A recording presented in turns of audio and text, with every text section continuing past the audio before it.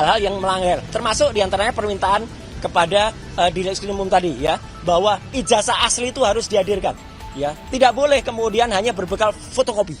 Assalamualaikum warahmatullahi wabarakatuh. Assalamualaikum warahmatullahi wabarakatuh. Ya, saya tidak ingin ngulangi apa yang sudah disampaikan oleh Pak Ahmad Kosinudin ya, koordinator non litigasi, sembari kita menunggu koordinator litigasi Pak Petrus Celestinus dan juga nanti penjelasan dari kuasa-kuasa hukum kami dan juga dari prinsipal yang lain ya. Maaf. Jatuh. Ya, banyak banget itu. Ya. Jadi yang pertama adalah benar bahwa hari ini karena saya adalah yang prinsipal, jadi kami yang kemudian dibela oleh beliau-beliau ini, jadi kami patut dan wajib datang. Oleh karena itu, ya, saya pun mengatakan kami selaku quote and quote terlapor itu sudah siap 11.000 triliun % siap kita ya untuk hadir ya. Tetapi sama seperti tadi yang disampaikan Pak Ahmad Kosinudin, dalam perkara ada yang pelapor, seharusnya pelapor itu duluan yang diperiksa ya. Pelapor itu duluan, urutannya begitu, dalam KUHP urutannya juga begitu. Jadi tidak lazim, tidak umum, bahkan aneh jika pelapornya, saya makanya juga tanya, kenapa pelapornya belum diumumkan untuk diundang atau dipanggil ya untuk datang. Ya, karena dalam perkara ini saja sebenarnya sudah ada yang main-main.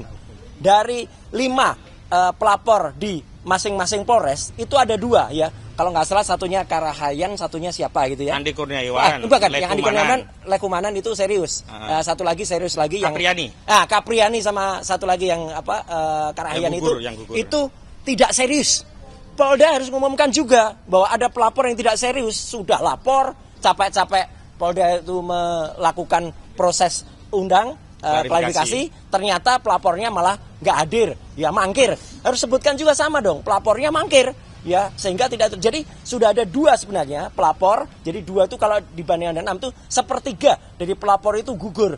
Sebenarnya harus dinilai ini, kalau sudah ada 1/3 yang tidak meneruskan, kan kasihan Polda Metro Jaya, uang negara sudah dihabiskan untuk membuat berita acara klarifikasi mereka, ternyata mereka tidak hadir. Yang kedua adalah soal pelapor utama, saudara JKW tadi ya. Nah, dia harus hadir. Dan kalau yang saya dengar tadi dari Pak Ahmad Kosinudin ya, bahwa dia katanya sakit ya, katanya ya, tapi hadir di salah satu kongres partai.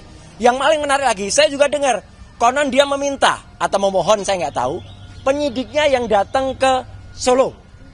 Ini luar biasa. Kita Indonesia itu menganut equality before the law. Ya, semua sama di mata hukum. Katanya dia sudah warga negara biasa. Ya, kalau warga negara biasa, ya hadir selaku warga negara biasa ke gedung Polda Metro Jaya. Jangan kemudian dia enak-enak ada di sana ngaku alasan sakit kemudian. Tapi sekali lagi, kami akan siap kalau dia diperiksa dulu. Ya gitu. Kalau sebelum dia diperiksa dulu itu namanya pelanggaran, dan sebenarnya beberapa saksi pelapor itu juga saya dengar beberapa juga belum hadir. Jadi tidak bisa dipaksain begitu saja. Ya, jadi sekali lagi saya selaku salah satu yang konon terlapor ya, sudah terlapor sih. Kami siap, tapi kami menunggu ya proses ini berlangsung dengan sangat baik. Jadi tidak ada kemudian hal-hal yang melanggar, termasuk diantaranya permintaan kepada Direksi Umum tadi ya, bahwa ijazah asli itu harus dihadirkan. Ya, tidak boleh kemudian hanya berbekal fotokopi. Saya mengulangi kata-kata dari Pak Kabid Humas ya, ketika ditanya teman-teman, Pak itu asli atau fotokopi? Fotokopi. Asli atau fotokopi? Fotokopi.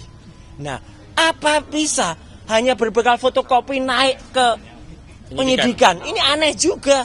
Harusnya ada yang asli, bukan sekedar fotokopi.